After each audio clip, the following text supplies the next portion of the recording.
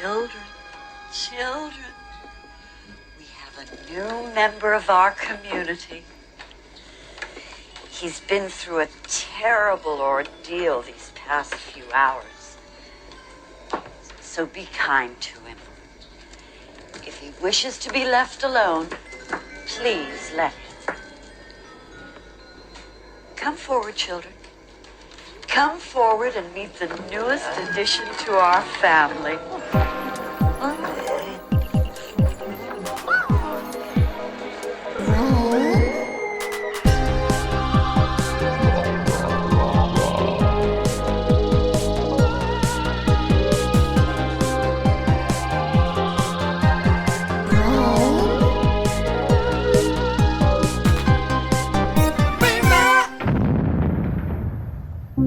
What's up, rotters? Welcome back to the podcast that takes a deep dive into the best, worst horror films of the 80s and 90s. I'm Stevie, your VHS veteran.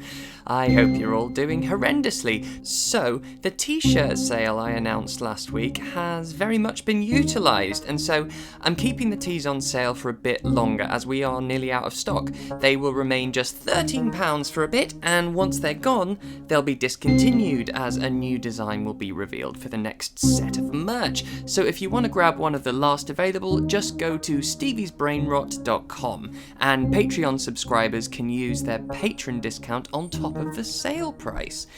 This week, I'm joined by Kim Morrison, who, as well as being senior contributor and social media manager for the incredible online Ghouls magazine, Horror from the Female Perspective, Kim also writes some of the best and most specific and niche horror lists on the whole World Wide Web.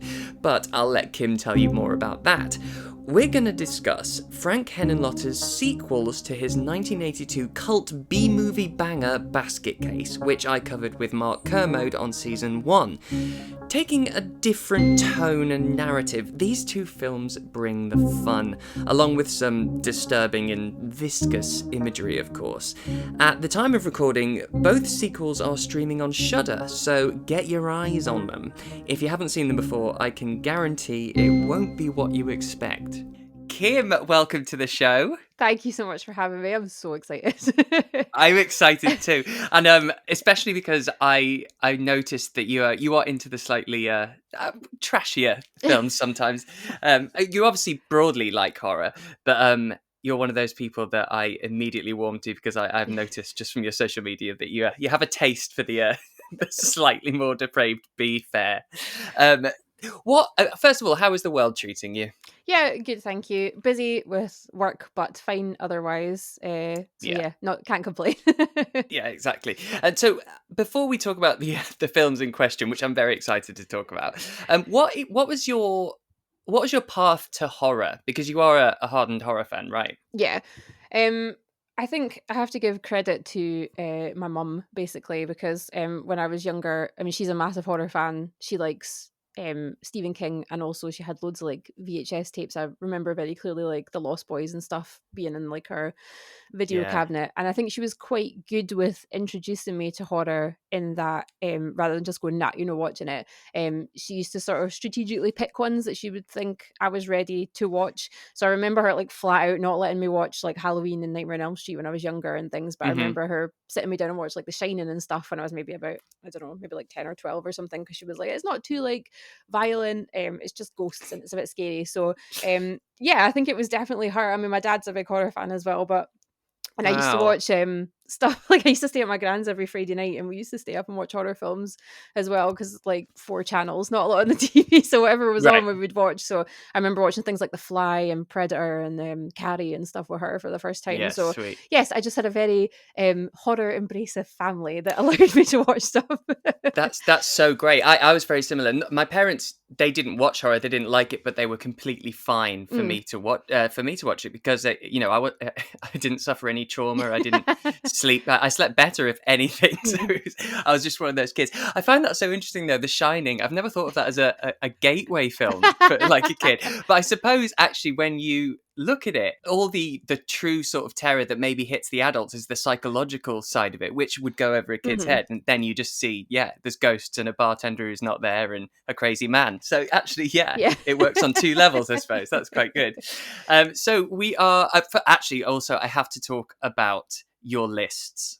So I am absolutely obsessed because I'll explain a bit, but then let you take over a bit because obviously so many publications do their horror lists, which are always like, top 5 shark attack films or top 5 summer vacation films, horror. But your lists are slightly more specific and off the beaten track. Can you give us an idea of a few that you've put together?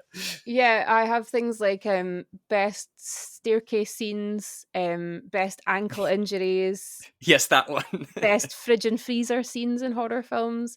I think what it is I always because I watch a lot of horror, obviously, and I'm always trying to think of ideas for articles. If ever there's like something that even slightly reminds me of another film, I'll start a list, and then the more they pop up, eventually, if I get like 10 or 15 or whatever, and then I'll write it. So I think sometimes you don't think that there's things that are connections, but there's actually stuff that pops up a lot. So I think it kind of helps them stand out a little bit more against some of the stuff that you kind of see all the time. And it's more saturated stuff. Yeah, and it lets me talk about some of my slightly maybe films that people haven't seen as much.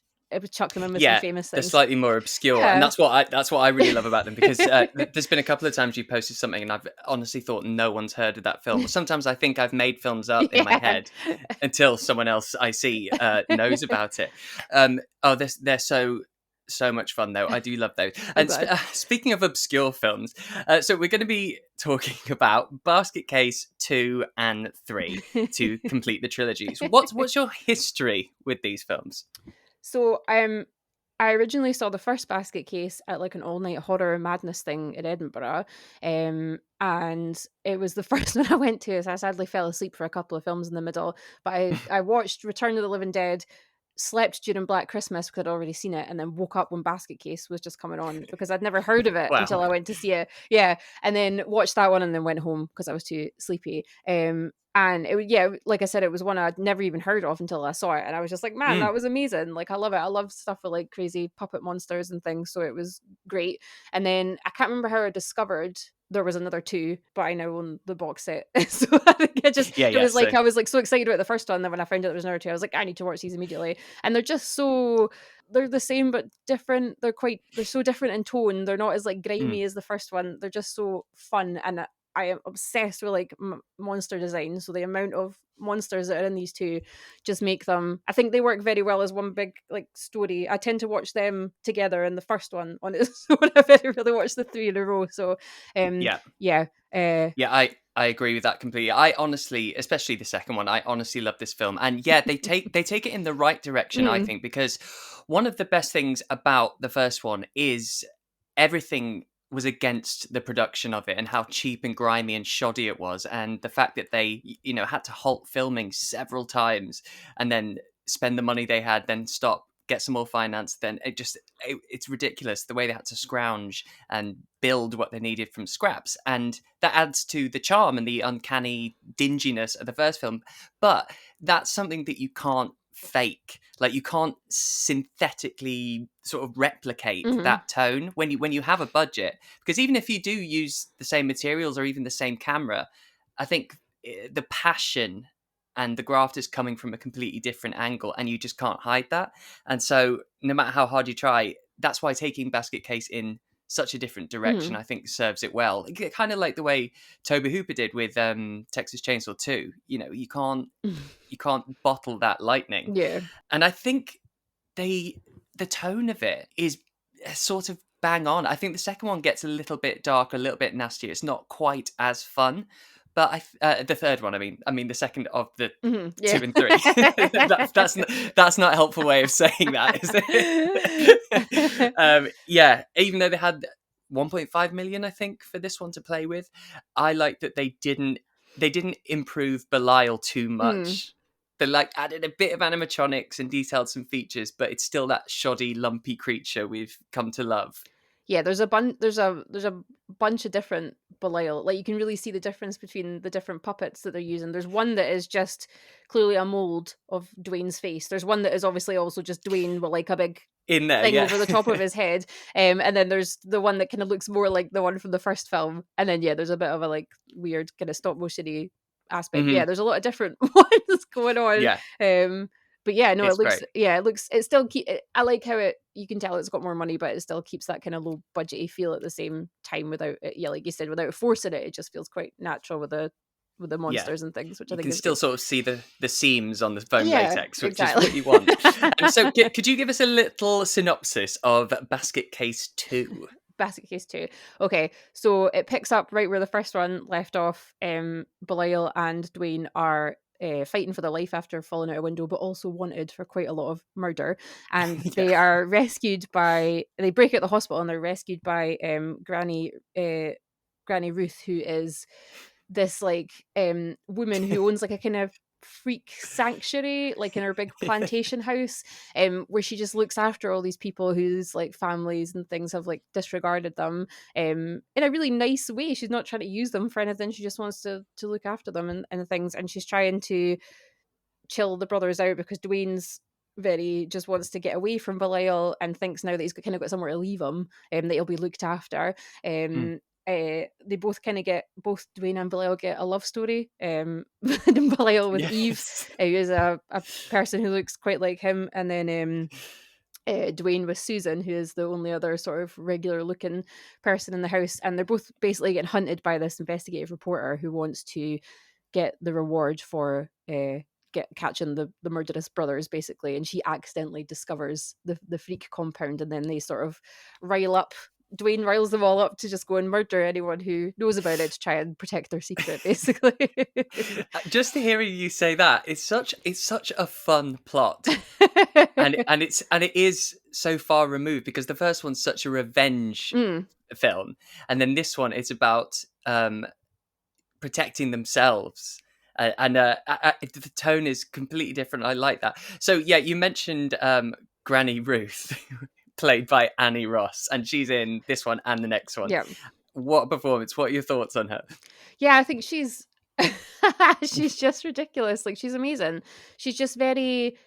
I do wonder how she has all the money to afford to run this massive house with all these people that she just looks after because nobody goes to work, obviously. But yeah, she's great. She's like a total hero mother character to all these different people that have come from all these backgrounds. She doesn't like exploit them. She puts herself in danger sometimes to go and like protect them and things. And the fact that she like they went and sought out Dwayne and Belial to bring them back. I think she's very. I think you don't see people in films that are related to like what other people would see as monsters without them having some sort of angle for using them. And she really doesn't seem to have that. She just seems to like want to protect them from the world, which I think is nice. Yeah, that's right. You'd normally expect there to be a twist when you find out actually she's trying to exploit them. Yeah. But there's none of that. But the actress Anne Ross, so she was a pretty famous jazz singer, right, back in the day, and well, that's why we'll get to it later. But she gets her moment to prove that in the third one, and she's great. But obviously, the character was originally written as someone very old because the character is Granny Ruth, and they did cast an older actress. But they couldn't insure her because I think she was that old, and then so they had to take the part away from her, which is so sad. I think it's much more difficult in America. I hear this a lot, especially in these 80s films when they, having to do ridiculous things. And so then Henenlotter saw, I think he was looking through a casting directory and he saw Annie Ross and she saw that she was acting. And he's like, I have her records.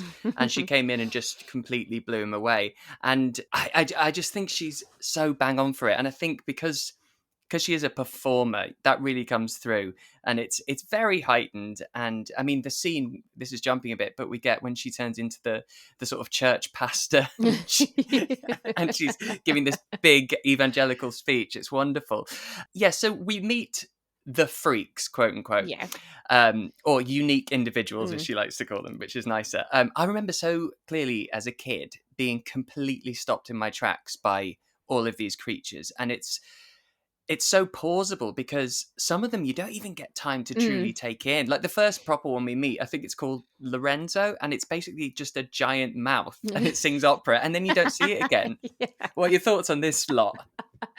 Oh my god, I love them so much. I think I genuinely think I see new people every time I watch it, Mhm. apart from like the main like 3 or 4 that are interacting with like Dwayne and stuff. I do think you notice background people that are different every time. I think it's brilliant that they spent so much time and effort like individually designing them all, and they're all that kind of thing where like they look a bit like shocking or whatever, but they're not full on scary because they're not meant to be like the bad guys really. They're just meant to Mhm. be odd Different. looking, I guess. Yeah. Mm. They just look very like, I don't know, like something out of like Doctor Who or something. They're just Totally. fantastic. Like I love them. I think they really lent into how cool the design was for Belial in the first film, and they were just like, let's just go bananas and just design as many as we can think of, Yeah, basically. And I think exactly. it's great. And the fact that they have so many of them, like I can't even count how many there actually are. They didn't just like cheap out on like 2 or 3. They've literally got like 15 or 20 of Yeah. these people living in this house. I think it's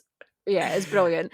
It's so great, and I think especially for people like you and I who love monsters and Mm.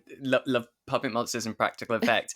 They were designed by Gabe Bartalos, and he was basically just given free reign from Helen Lotter, just go and create them. I think the only stipulation was he didn't want any of them to resemble any actual human deformities. Right, yeah. So it didn't want to cause any upset and wanted them to be these sort of massive cartoonish Hmm. things. But each one could have their own spin-off. They just all seem so iconic I and know. from such a twisted brain. Mm. But also this whole story, this is the point in the film where this time watching it, it really hit me. And I mean, say what you want about them. Yes, of course they're terrible, they're trashy, they're stupid.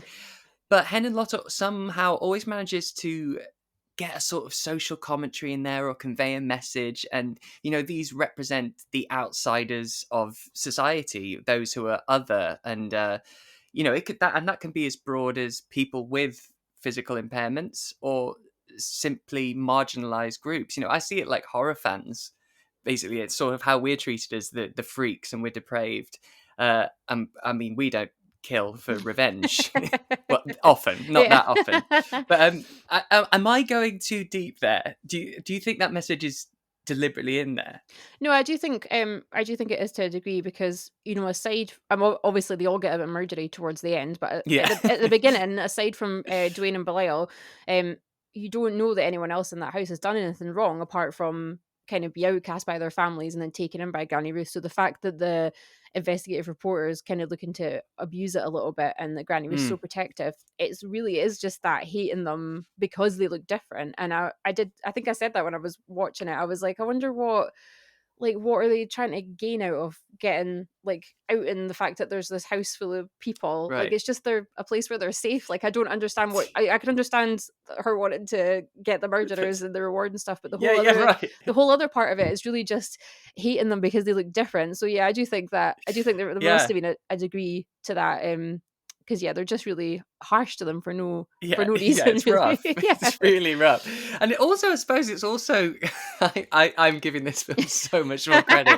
It's also like, it's got elements of, it's about someone navigating the breakup of a codependent relationship with Dwayne because he wants to be free of his brother and start life afresh, not being a carer for him. Like, this shit's deep if you really want to go there.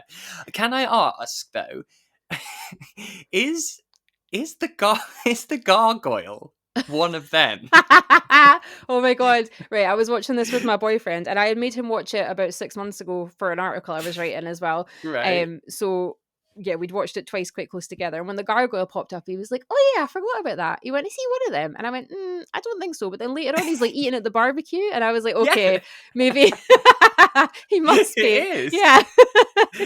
I mean, to try and make sense of it when it's a film like this anyway is Yeah. just a ridiculous, futile task. But it was just so such a bizarre choice. And well, I mean, it got me questioning, but I guess it is, but it's stuck to the roof. So I don't know Yeah. how it's alive. He maybe just likes hanging outside. I mean, I could have done with his backstory rather than like the opera singer and stuff to Right. know. But yeah, maybe he just likes. Maybe he's like their lookout, and because he looks like a gargoyle, he just hangs out on the roof or something. I feel like there must be logic to it. But I loved it. He was just like eating a hot dog or something at the barbecue. Yeah, the first time you see him, he's just waving like goodbye, and then he's chowing down. Yeah. The scene where Dwayne tells Belial that he wants to go his own way, and this is the bit where we've got Kevin Van Hent. Oh, I can never say it. Kevin Van Henternick. So he's playing. That's him playing Belial, and I don't know. This is probably actually. There's another moment. This is one of two moments that I found really unsettling. The way Belial's just maniacally laughing at him, and it actually got under my skin. And I think it rings back to the first one when Belial starts to get a bit angry. Like I just don't want to see him upset because I know what happens. But the next bit, honestly, it scared me then and it scared me now when we have the reporter Marcy, so Artie, when he discovers that they're at the house and he goes into the attic. This whole section completely fucked me up. It's so good. I forgot there's a couple of scenes in this film that I just forgot how like beautiful and amazing they were, and that him with a camera up the attic hatches is one of my favorites, because it's just I think that's probably one of the times they look the most intentionally menacing, because he obviously doesn't really know what he's going into, and Marcy's told him like, don't go in the house, just try and get a photo with Right. Belial, and then come back out again. And the fact that he just like chucks himself in the attic not knowing what's there.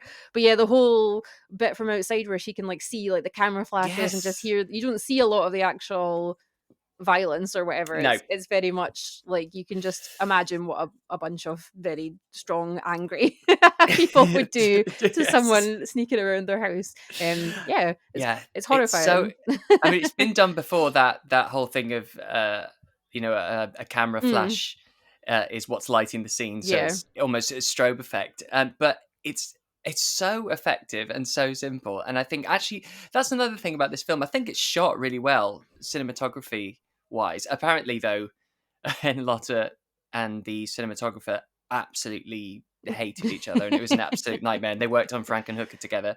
But sometimes, you know what, that tension makes the best work.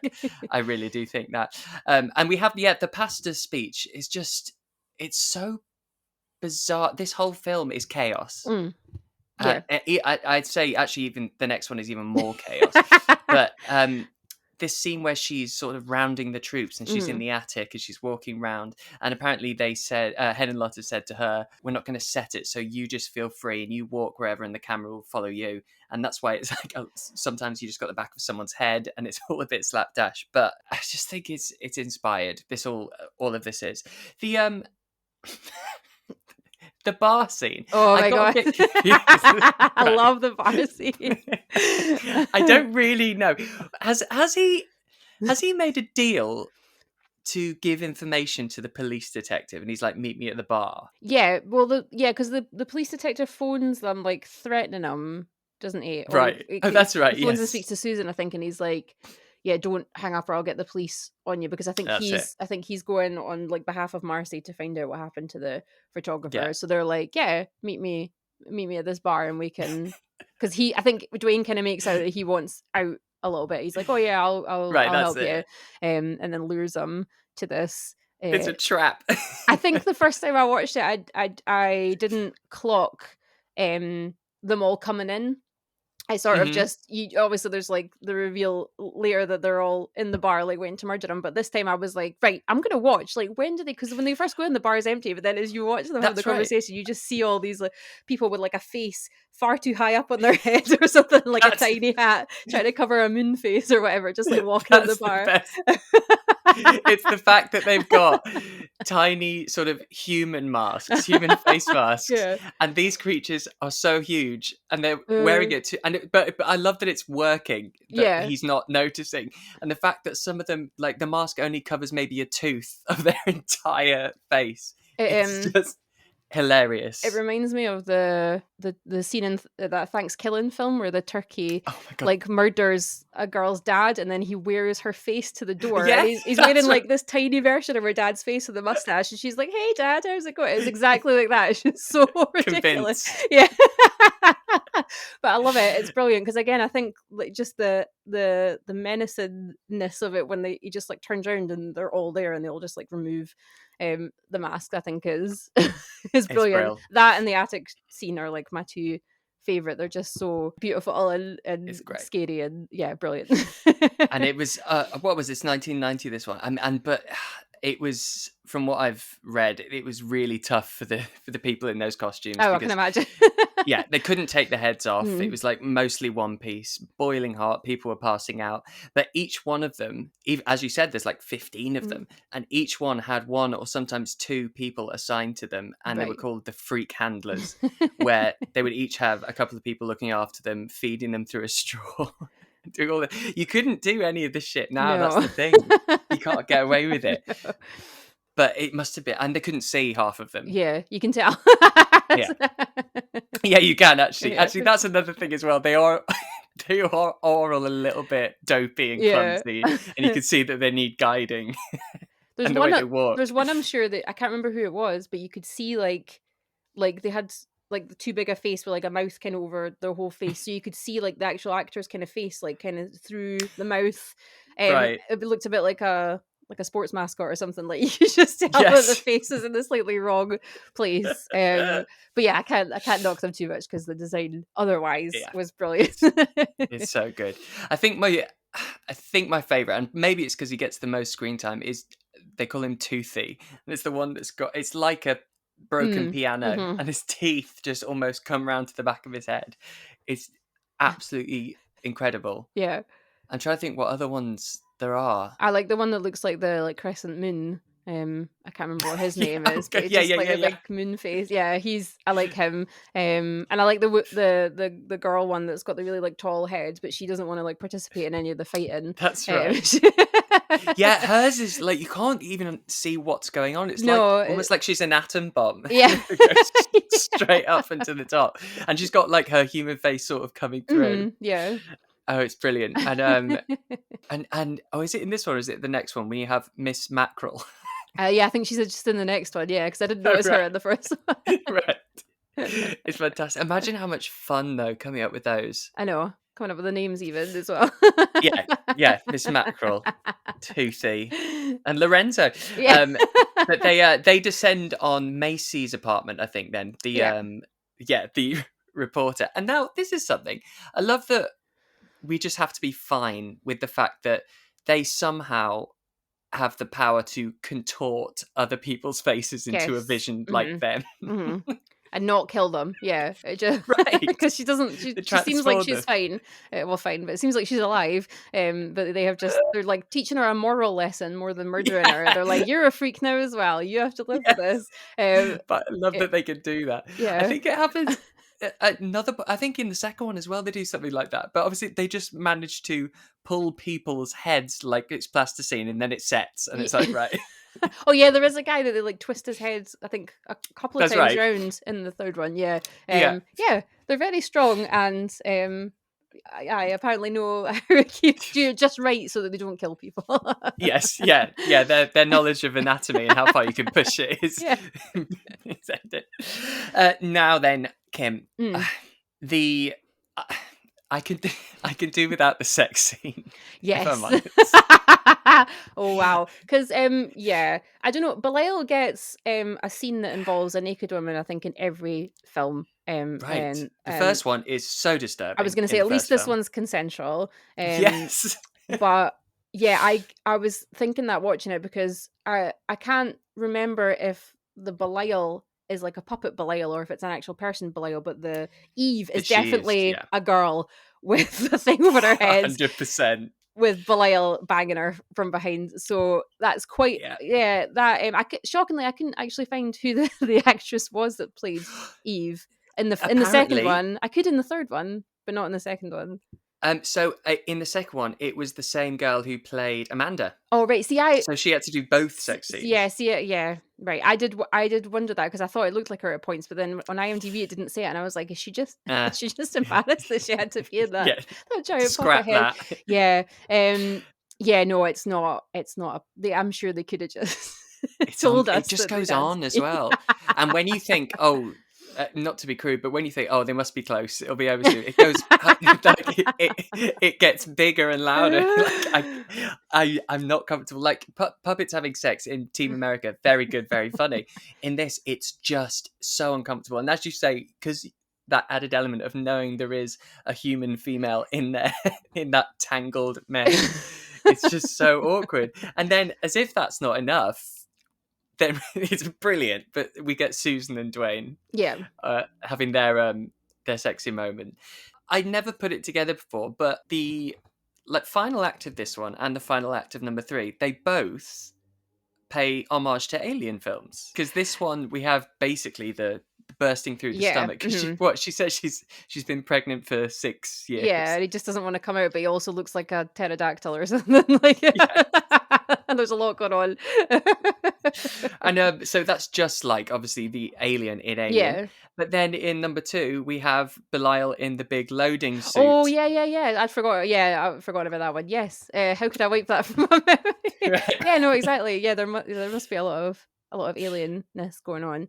Yeah, it's great though. This is proper B movie, like Deadly Spawn shit. Just it's clearly just a guy's hand in a puppet. She's built into the bed and just coming through her stomach, and it's fantastic. I think originally the plan was to have it look a little more sexual and come out somewhere else. I think, Right. but yeah. But I'm glad. I think with the other sex scene going on, I think we've hit the quota there. Yeah. It's enough.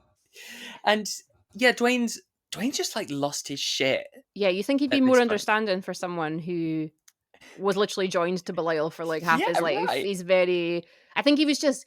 I'm not super keen on Dwayne as a character. I don't think he's super redeemable, and I feel like in every film he just attaches himself to the first like regular looking woman that he finds. So I think he felt like betrayed at the fact that she'd been portrayed herself as like a normal person, and then it turned out she was, even though she kept telling him, "No, I'm one of them." Like yes, she's made it very clear. She could not have been more specific about it, and he still was so like betrayed over the fact that she had. I don't know if it was the fact that she had. I feel it was half an element of one that she was a freak as well, but maybe half as well that she was like openly talking about the fact she'd had sex before as well. He just seemed to be enraged by all of it, and then just shoves her out a window. yeah, right. It's fucked up. You're right though about Dwayne, because in the first one, he's definitely flawed, but he's sort of shy and sort of unassuming. But his development is really not a fun one to watch. No, he's a total arse. Yeah, I think I feel like Belial probably has a more interesting character arc, because he definitely, like you said, he clearly struggles with stuff being away from Belial, whereas Belial seems to kind of cope all right with being by himself, apart from the fact that obviously in the first one Dwayne literally has to transport him places. I think once they get to Granny Ruth and Belial's accepted and everything, I don't think he really needs Dwayne very much, and that's probably why he freaks out and he's like, "Oh, I don't want to be here," and then he's like, "No, I really want to be here," and then he's like, "Oh no, I actually don't want to at all." Right. It's like... he flip flops quite a lot. Very extreme. So much so, very extreme. So much so he crudely sews Belial back on.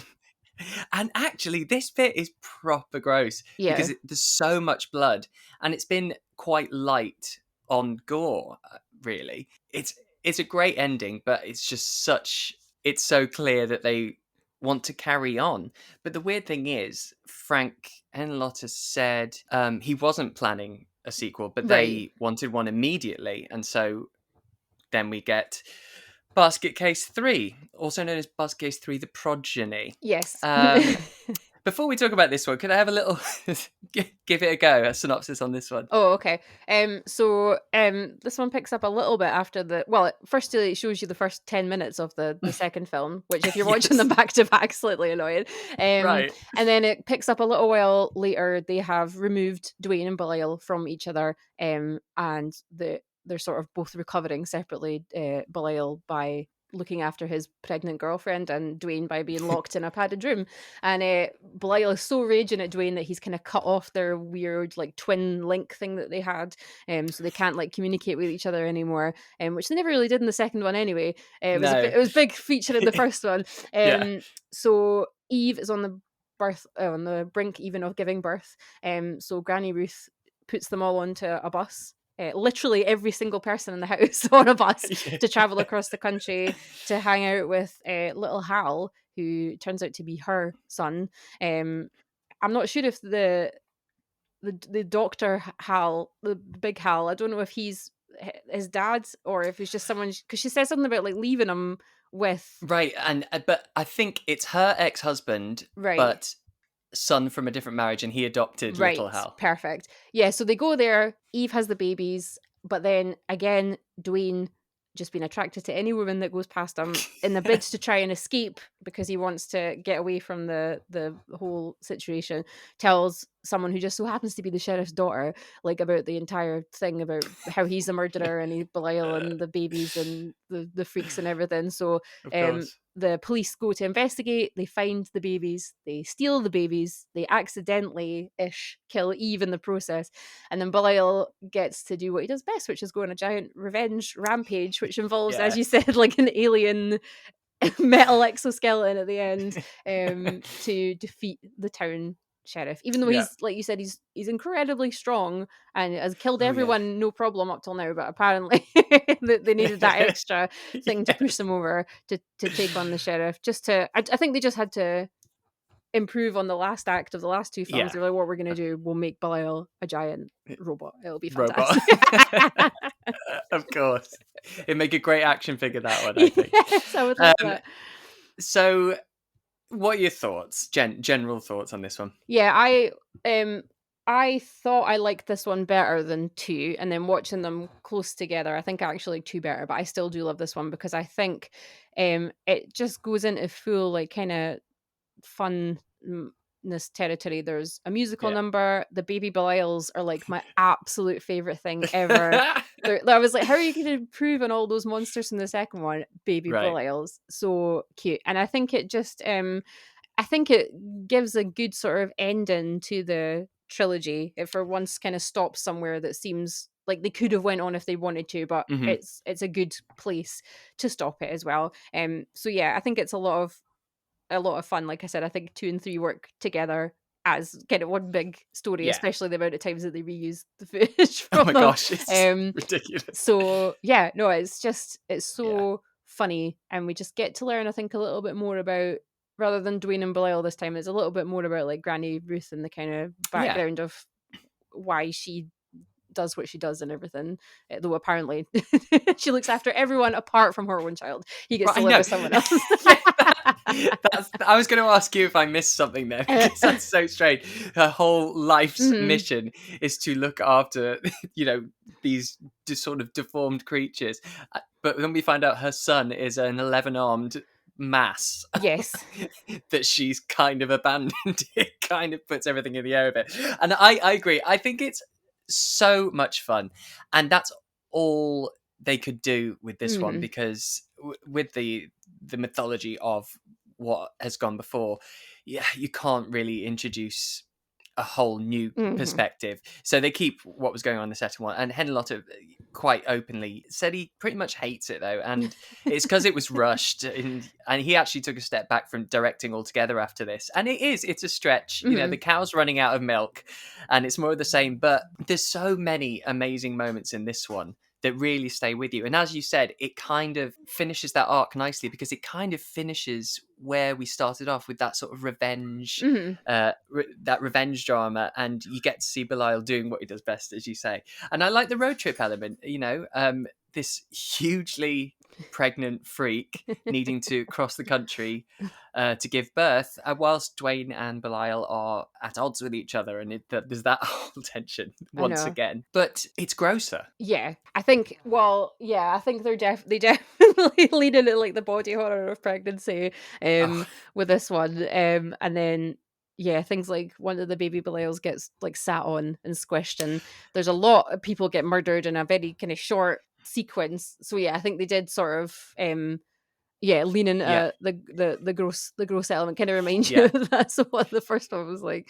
Totally. Like even when Eve's waters break on the bus, even that the amount of fluid that they have just pouring off the bus, and I think childbirth is beautiful, but this isn't your usual birth. It sets it up, and it's something else. And we'll get to the birth bit in a moment. But you mentioned earlier the musical number. Yes, it's just it's so Joyous. straight. Yeah, I mean, it's just so odd. It's like I can't even remember why she does it. I think I get so wrapped up in the actual singing that I kind of forget. Is it just I think it's to try I and think take it's just because everyone's it's a mind road trip. Yeah, yeah. off the fact Eve's like horribly contracting in the back of the bus. So Right. she just sings a song that's all about like I think it's like how your Yeah. personality is more Personality. important than how you look, basically. And it's fantastic. I love it because it's got that sort of like she's singing obviously and she's great, but when all the like kind of freaks join in, it's very much like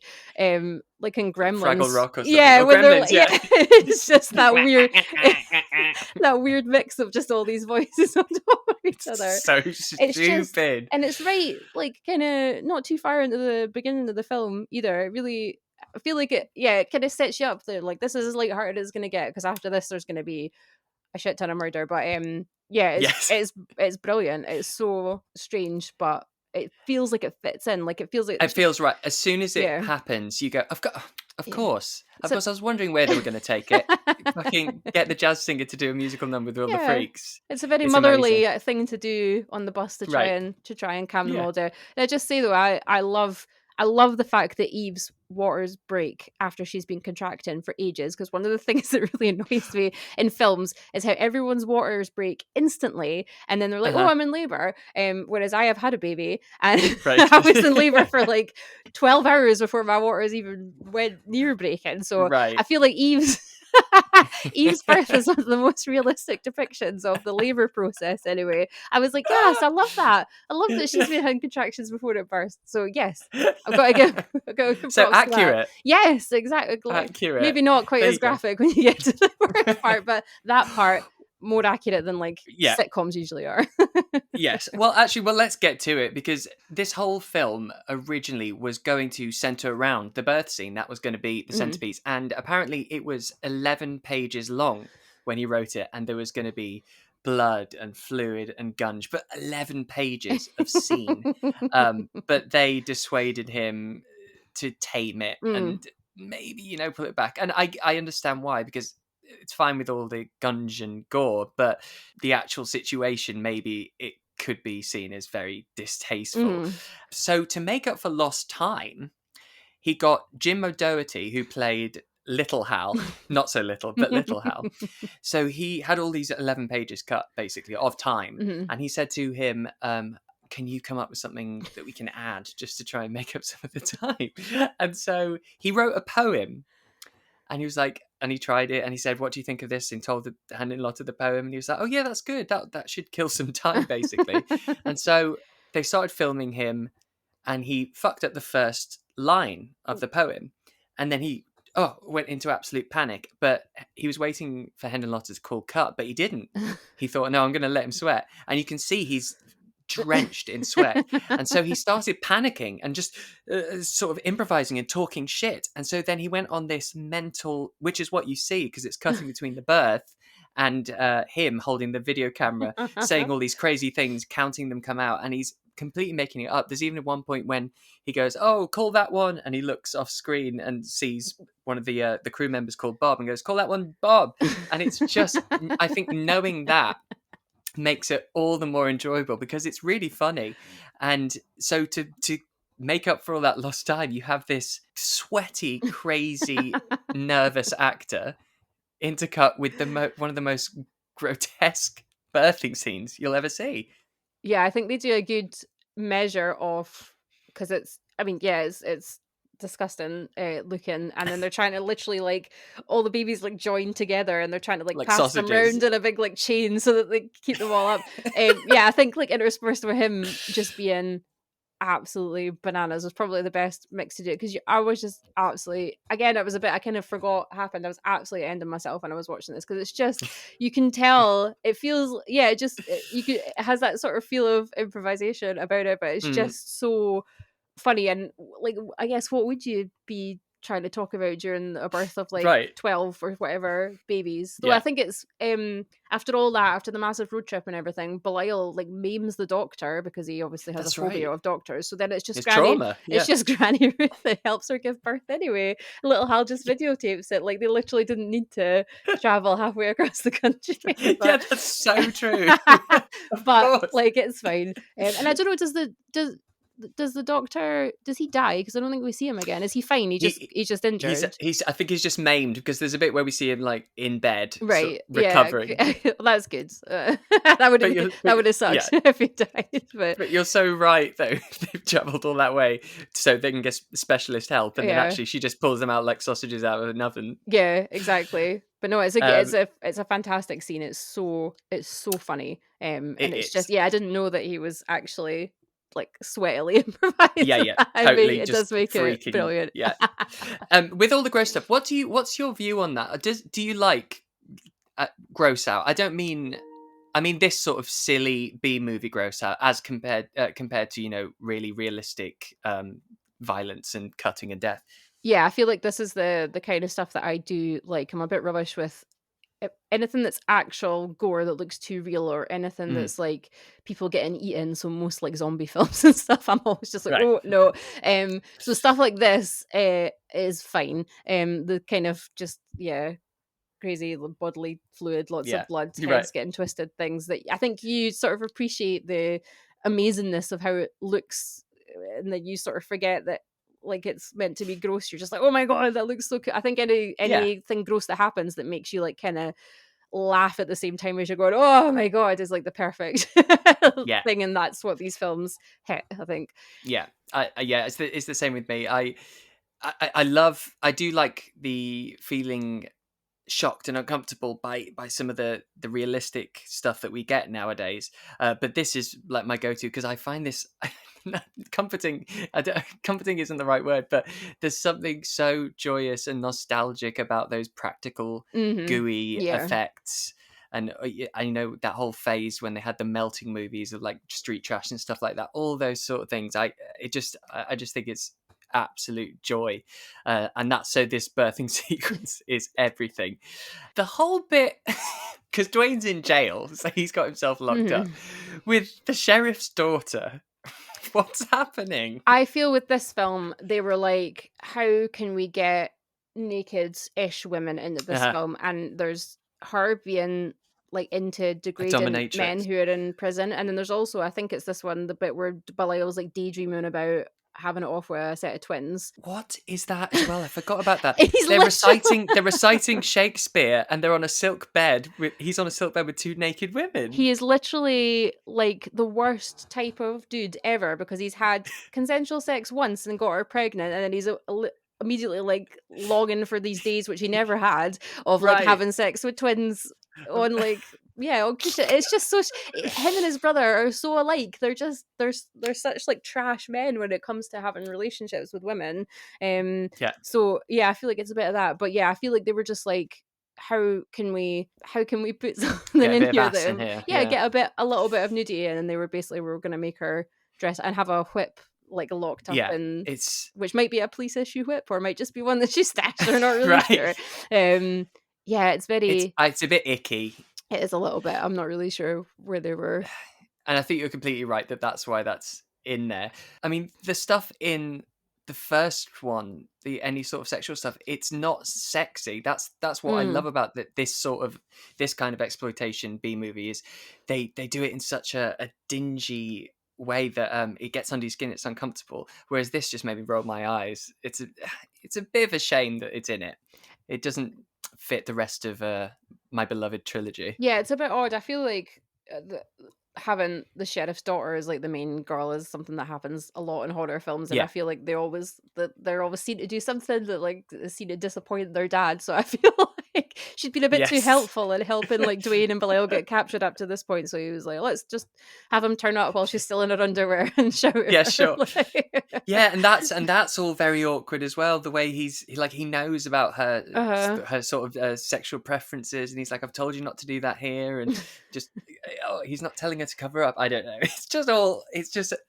I suppose maybe they just threw it in there because they've lost 11 pages and they've got to fill it out somewhere. And actually, there's a moment when two of the cops are just randomly discussing that hypothetically what different kind of freaks there could be at the house. Like, oh, they could be different. And this goes on for about 5 minutes, them just discussing it. And I thought, why is this here? It felt really like filler. Yeah. And maybe it was. It's a bit strange. You think they would have, I guess they opened to the first 10 minutes of the last movie, so they clearly were trying to pad it out quite a lot. There clearly wasn't enough. They could have chucked in another musical number. It would have been better than that uncomfortable prison sex. Get a top hat on Belial. Oh yes, my please. God, I would have loved that. Why hasn't that been done? Because he's not dissimilar to Stewie Griffin anyway, by looking at him. So, and I could just see him. Something I found it truly upsetting. I don't know if I found it upsetting within the realms of the story or upsetting that they did it in the film. But when Eve is in bed and she's just given birth to 12 children, she gets shot. Yeah. It's really dark. I know. It's like there's not a lot of female freaks in the house anyway. No. They killed one of them at the end of the last film, and then they've killed Eve now. It does seem a bit harsh, but yeah, like I feel like it would have been cooler to see like her and Belial like team up and go and get their babies back together. Yeah. Rather than just like have her murdered, because the fact that the babies had been taken would have been enough to spur everyone else on to go and rescue them. She didn't have to. And like you said, right after she's given birth, she's literally just trying to sleep.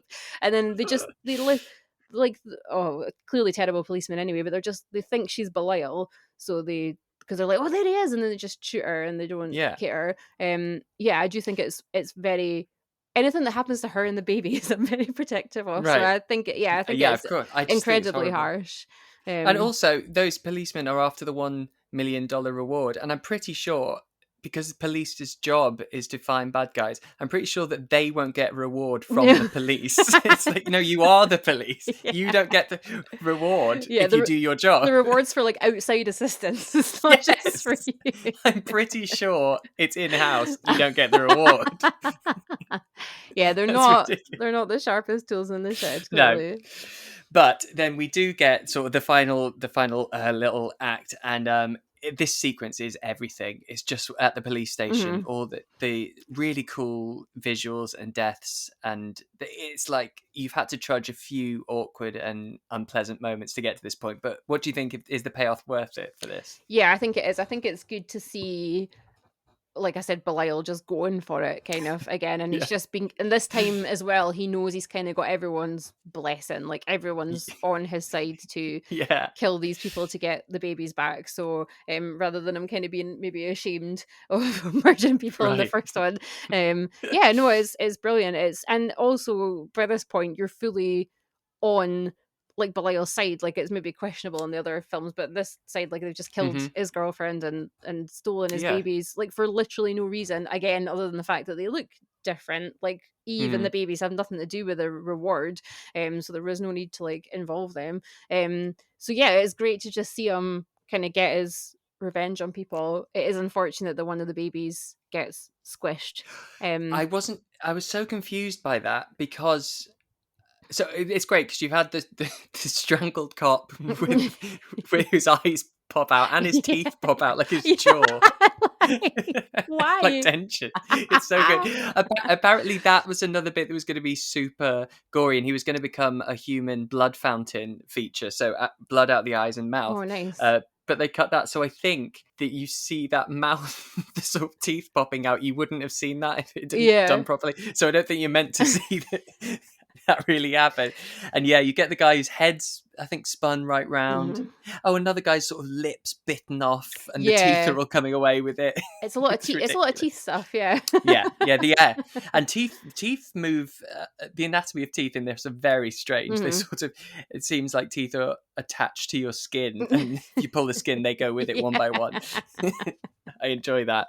But yes, there's the moment when one of the cops gets killed and he squishes. I think it's I didn't know it was one of the babies. I was so confused. I thought, oh God, that's Belial. Yeah, I think Because it's it's bigger. the daughter, because she's got one. She's like, I want to keep one. That's And then right. she drops it in the fight, and then she accidentally gets shot by one of the cops. And Yeah. she lands on it with her bum and squishes it. Which again, It's like Bile is hor- already raging. He does not need more. It's that whole trope of a like, oh, newborn. men don't do anything unless you kill their women and children. Like that's exactly what they're doing. They have to Right. murder his Yeah. girlfriend and a baby, just to like. But he didn't need it. He's already He was- murderous. He would have just murdered them anyway. You did not need to squish one of those babies. It's such That's a so wee true. shame. Yeah. That's a really horrible moment again because of like the gush of blood. It's I a good was so effect, confused. but I it's rewound sad. it. Yeah, it is sad. And then we just get the decision that because I think Dwayne says to Belial that the two people that killed Eve are actually still alive. So he takes him to little Hal, who we haven't talked about much. It's such a bizarre character, and this is Ruth's son, who is basically a normal looking human head with a Jabba the Hutt body with 11 arms. Yes. coming out of it. I love the reveal of him because when you first see him, he's like on the roof of a house and he's Yes. waving goodbye to the sheriff and he's like, "See you later, sheriff." And they're With just one like, hand, yeah, yeah. with one hand.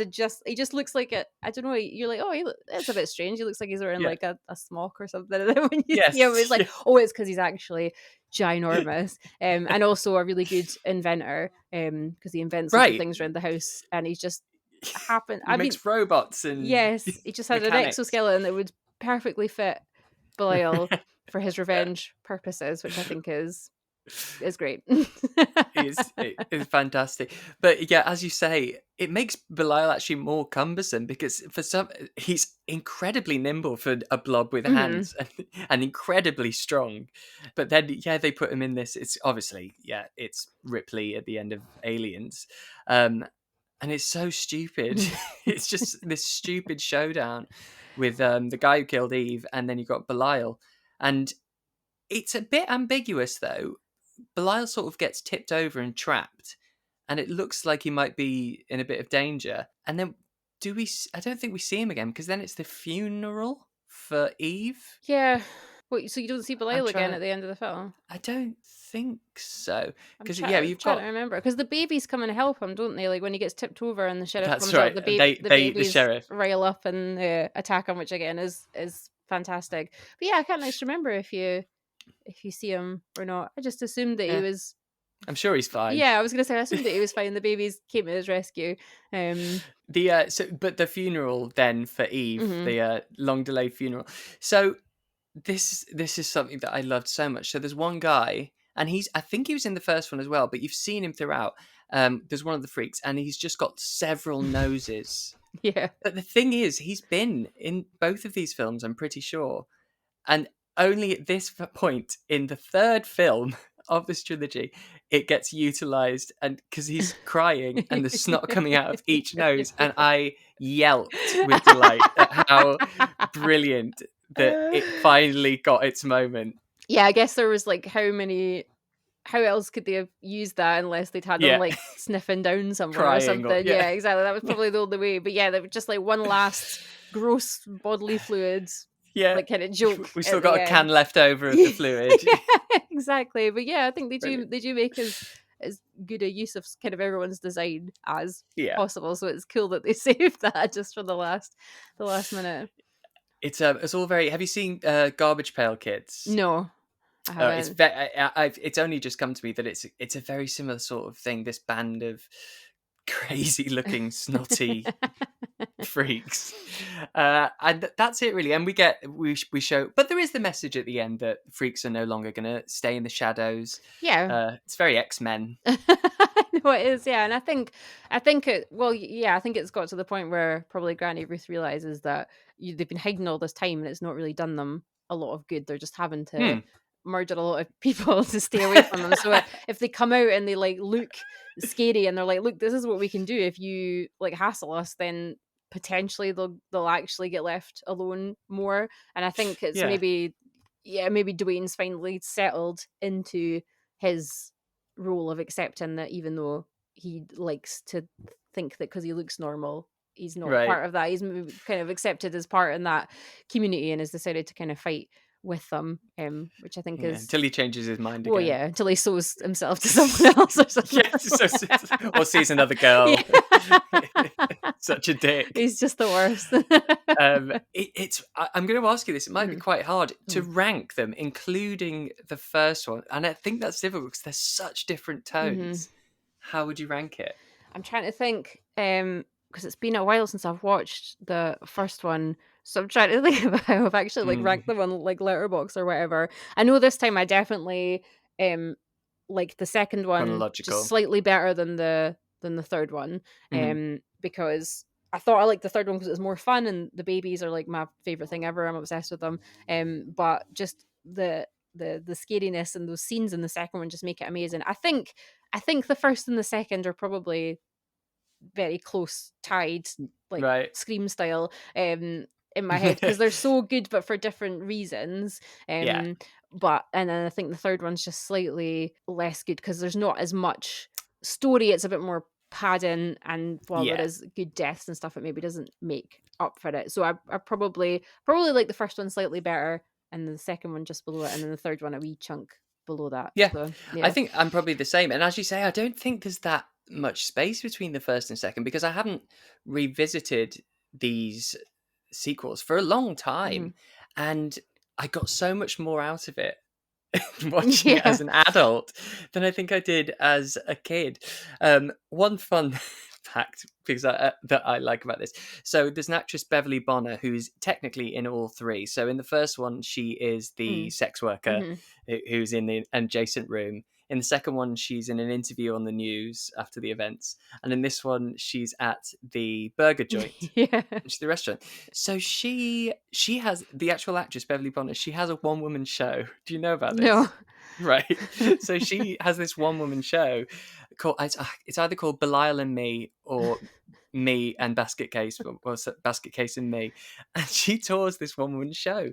And it's a continuation of her character from the first film, who in this version, in this show, runs off with Belial and they live their life together. And she has people from the audience come up and play Belial and read from the script and stuff. And there's clips of it on YouTube. And I think it's such an incredible way to continue the legacy on and to dine out on that one part from the early 80s. And I love shit like that. Like even I've forgotten her name again already, but the lady who plays, and she actually passed away last year, bless her, but the one who plays Granny Ruth, the way she just loves it. She's in these two ridiculous B horror films, but she supported them and did Comic Cons and all that sort of stuff. It's just I do always appreciate people who still are willing to own up to the fact that they were in horror films. They don't like pull a Jared Leto Urban Legends who claims that he was never in it and can't remember filming it or anything. I think it's good that if you're in something that's like fun like this and like B movie, you should own it. It was still a thing that you were in that you should be proud of. I'd love to see that show, that one woman show. It does sound amazing. Especially because it's one woman. Like, just her and Belial. I think she's just got a wicker basket on stage and she's talking to it. It just sounds absolutely amazing. But you should look it up on YouTube a bit. I will. Nice. Thank you so much for this. I'm so glad I got you on for this. You are the absolute perfect partner in crime for it. Tell the people at home where they can find you and your work. So I write for Ghouls Magazine, which is horror movies from a female perspective. It's run by Zoba with a Shotgun, and it was loads of amazing writers. We just write about a bunch of stuff. I do a lot of reviews. I also do a motherhood and horror column over there, where I just pick a different film each month that talks about horror. So I'll definitely get to Eve and Basket Case at some point, and Granny Ruth as well, actually. And I also have my own blog called Little Red Horror, which is usually where you can find most of my weird and wonderful lists. They usually end up there because I never want to pitch them to anyone. I'm just like, I'll just write them, and then I don't have to explain them to anyone before I post them. Amazing. Thank you so much. And I'll definitely be getting you back because you've got very similar tastes to me, and you're a perfect match for Rain Rot. Thank you. I would love that. Thank you so much for having me. It's been a blast. Thanks, Kim. And that's your lot. Bloody hell, I love those films so much. They're sick, they're twisted, and rather hilarious in equal measure. What a brilliant guest Kim was too. Definitely someone I'll be recruiting several times in the future. Next week, I'll be covering the fucking brilliant 1989 supermarket slasher Intruder. Scott Spiegel's sharp and inventive splatterfest that doesn't let up. The version currently streaming on Shudder is, for some reason, the cut version, so if you want to check it out, I advise you seek the uncut version. I know 88 Films distribute an uncut Blu-ray should you feel inclined. If you want to follow us on the socials and stay up to date with what's coming up, on Twitter and Letterboxd, it's Stevie's Brainrot. On Instagram and Facebook, including the Facebook group, it's BrainRotPod. You can email me, of course. That is steviesbrainrot@gmail.com. And merch, as I said, is at steviesbrainrot.com. Alright, rotters, until next time, toodles.